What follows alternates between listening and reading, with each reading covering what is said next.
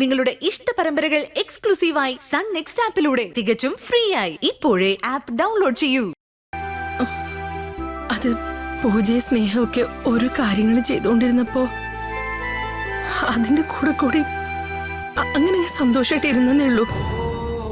പക്ഷെ ഇന്നിപ്പോ എന്തോ ഒരു ടെൻഷൻ പോലെ. ഒരു ടെൻഷനും വേണ്ട, ഞാനുണ്ട് നിന്റെ ഒപ്പം.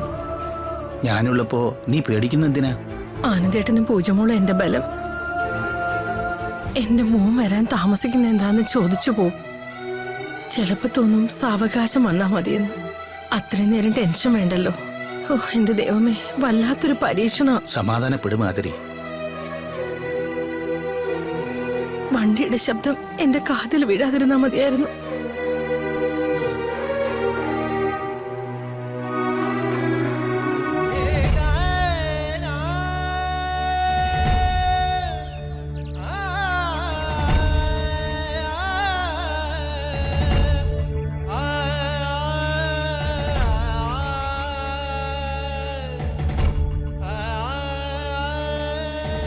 രണ്ടു മണിക്കൂറിനുള്ളിൽ തിരിച്ചു വരാനുള്ളതാ. നോക്കി നിന്ന് സമയം കളയാതെ വണ്ടി കയറാൻ നോക്ക്. സർ, ഉച്ചവരെ വീട്ടിൽ നിൽക്കാൻ ഒരു സമയം തരണം. എനിക്ക് ആദ്യമായി ഉണ്ടായ കുഞ്ഞിന്റെ നൂലുകെട്ട. അത് നടക്കുമെന്ന് തോന്നില്ല. സർ, നന്ദനങ്ങളും എൻ്റെ ഭാര്യയും വളരെ കഷ്ടപ്പെട്ട് കോടതി കയറി ഇറങ്ങി കിട്ടിയ സമയം. വീട്ടുകാരോടൊപ്പം ഇരുന്ന് ഊണ് കഴിക്കാൻ ഒരു സമയം തരണം പ്ലീസ്. മുകളിൽ നിന്നുള്ള ഉത്തരവ് അനുസരിക്കാനേ നമുക്ക് പറ്റൂ. അർജുൻ കയറ്. ഒരല്പം മനസാക്ഷി കാണിക്കണം സർ. ഞാൻ തെറ്റ് ചെയ്തിട്ടുണ്ടെന്ന് തെളിവുകൾ സഹിതം ഇതുവരെ ഒരു കുറ്റപത്രം സമർപ്പിച്ചിട്ടില്ല. അതുവരെ ഞാൻ നിരപരാധിയാണ് സർ. ഒരല്പം ദയ കാണിച്ചോട്. ഇതൊന്നും ഞങ്ങളോട് പറഞ്ഞിട്ട് കാര്യമില്ല.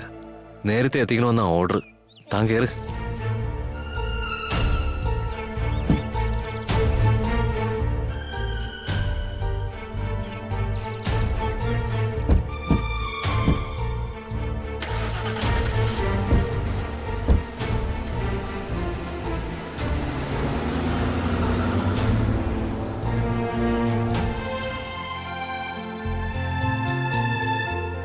മോളെ, ഈ മാല ഏതാമ്മേ? നൂറ്റാണ്ടുകൾ പഴക്കമുള്ളതാ. പാരമ്പര്യമായി കൈമാറി കിട്ടിയതാ.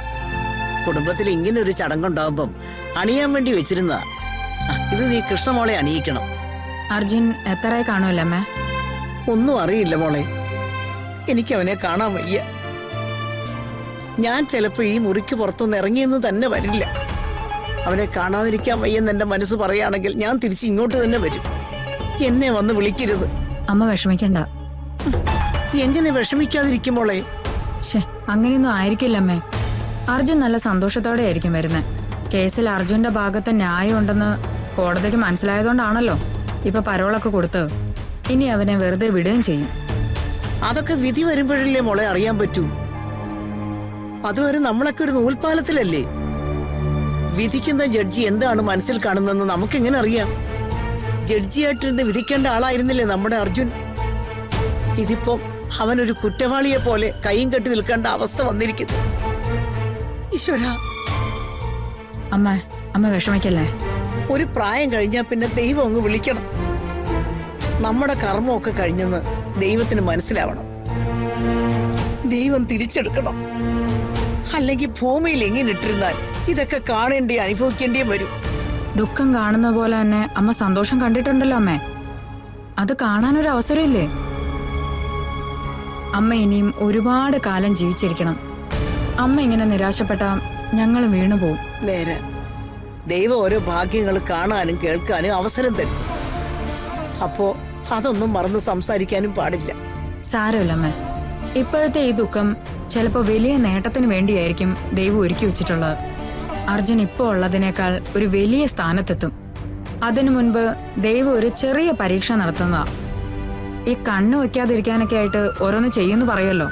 അതുകൊണ്ട് നമ്മളെ കണ്ണു വെക്കാതിരിക്കാനായിട്ട് ദൈവം ചെയ്യുന്നതാ. അങ്ങനെ കരുതാമ്മേ.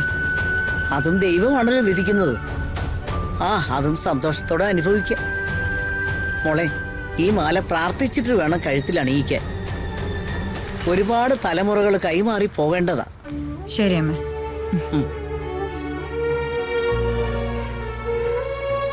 ഈശ്വര, കോടതിയുടെ കർശനമായ നിയന്ത്രണത്തോടെ അജോട്ടം വരുന്നേ. അധിക സമയം ഇവിടെ നിൽക്കണമെന്നില്ല. കൂടെ വരുന്ന പോലീസുകാരുടെ ഔദാര്യം പോലെ ഇരിക്കും. അമ്മ, അച്ഛമ്മ, ആന്റി എല്ലാവരും അജുവേട്ടനോട് എന്തൊക്കെയോ പറയാൻ വേണ്ടി കാത്തിരിക്കുക. ഓരോരുത്തരുടെ അടുത്ത് കുറെ സമയമെങ്കിലും അജുവേട്ടൻ ഉണ്ടാവണം. ചേച്ചി, നമുക്കിപ്പോ എന്ത് ചെയ്യാൻ പറ്റും? അതെനിക്ക് വിട്ടേക്ക്, ചേച്ചി അറിയണ്ട, അത് ഞാൻ ഡീൽ ചെയ്തോളാം. അല്ല, പോലീസുകാർക്ക് കൈക്കൂലിയെല്ലാം കൊടുക്കാനാണോ? അതൊന്നും വേണ്ട. നിയമപരമായി അനുവദിച്ചാൽ മാത്രം മതി. ഒരു 2-3 മണിക്കൂർ സമയം കിട്ടും. അത് കുറച്ചുകൂടി നീട്ടിക്കിട്ടിയാ നല്ലത്. ഞാൻ പറഞ്ഞില്ലേ, ചേച്ചിയും അഖിലും അതിനെക്കുറിച്ച് ഓർത്ത് വിഷമിക്കണ്ട. എന്നാ അമ്മയും മറ്റാരും ഇത് അറിയാനും പാടില്ല. അതൊക്കെ ഞാൻ ഏറ്റു പൂജേച്ചി. അല്ല, പറ, നീ എന്താ ചെയ്യാൻ പോന്നെ? വക്കീലന്മാർക്ക് അതിനൊക്കെ ചില രീതികളുണ്ട്. അർജുൻ സാർ ഇവിടെ ഒരു 4 മണിക്കൂർ ഉണ്ടാവും. അത്രയല്ലേ വേണ്ടൂ? ഉണ്ടാകും. ചേച്ചി ഇപ്പൊ അത് മാത്രം അറിഞ്ഞാ മതി. അമ്മയും അച്ഛമ്മയൊക്കെ അജുവേട്ടനെ കാണുമ്പോ എങ്ങനെയാ പ്രതികരിക്കാന്നറിയാൻ വയ്യ. അഖിലേ, അവരെ ഒന്ന് ശ്രദ്ധിച്ചോണം. ഞാൻ നോക്കിക്കോളാം ചേച്ചി. ഇനി ഞാനൊരു കാര്യം പറയാം. എന്താ ചേച്ചി? എന്നെയും കൂടി ശ്രദ്ധിച്ചേക്കണം. എന്താ ചേച്ചി? അല്ല, അജുവേട്ടനെ കാണുമ്പോ സങ്കടം കൊണ്ട് നിയന്ത്രണം വിട്ടു പോവാതെ ഞാൻ നിൽക്കും. എന്തെങ്കിലും കാരണവശാ ഞാൻ വിഷമിച്ച് പോകുന്നു തോന്നിയാ നിങ്ങൾ എന്നെ ഒന്ന് പിടിച്ചോണം. ചേച്ചി സ്ട്രോങ് ആയിട്ട് നിൽക്ക്. നിൽക്കൂന്നല്ല, നിൽക്കണം. പൂജേച്ചിയുടെ കയ്യിലാ ഈ വീടിന്റെയും അർജുൻ സാറിന്റെ ഒക്കെ നിയന്ത്രണം. പൂജേച്ചിയാ ചീഫ് കോർഡിനേറ്റർ, പ്രധാന സംഘാടക. പൂജേച്ചി വീണ എല്ലാവരും വീണുപോവും. അല്ല, ഞാൻ പറഞ്ഞതേ ഉള്ളൂ, ഞാൻ വീഴില്ല. പൂജേച്ചി വീണുപോവാൻ ഞങ്ങൾ സമ്മതിക്കേയില്ല. അതെ, അർജുനേട്ടൻ ഇവിടെ വരുന്നതിന്റെ മുഴുവൻ ക്രെഡിറ്റും പൂജേച്ചിക്കാ. അർജുൻ സാർ ഇപ്പൊ വന്നോണ്ടിരിക്കുവോ അല്ലേ?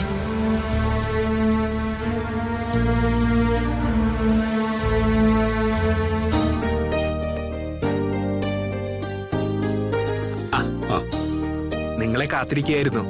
എന്താ താമസിച്ചേ? കൊച്ചുമോക്ക് വേണ്ടി ഒരു പ്രത്യേക പൂജ കഴിച്ചിരുന്നു. അതിന്റെ പ്രസാദം വാങ്ങാൻ പോയതാ. വരണം.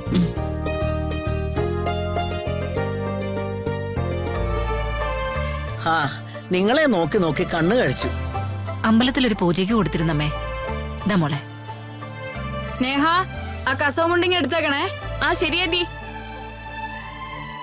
അവനെ കാണാൻ കൊതിച്ചു നിൽക്കുക. ടെൻഷൻ ആവണ്ട. അന്നെനിക്ക് സാധിക്കാതെ പോയതിന്റെ കടം വീട്ടിലൂടെയായത്. നന്ദേട്ടാ, അന്ന് എന്റെ അവസ്ഥയിൽ ഞാനും എന്തൊക്കെയോ പറഞ്ഞു പോയി. എന്നോട് പൊറുക്കണം. എന്റെ മൂത്ത ഏട്ടനായിട്ടേ ഞാൻ കണ്ടിട്ടുള്ളൂ. കൂടപ്പിറപ്പിന്റെ സ്ഥാനം വീണ്ടും പഴയതൊന്നും പറഞ്ഞ് മാധുരി വിഷമിപ്പിക്കണ്ട.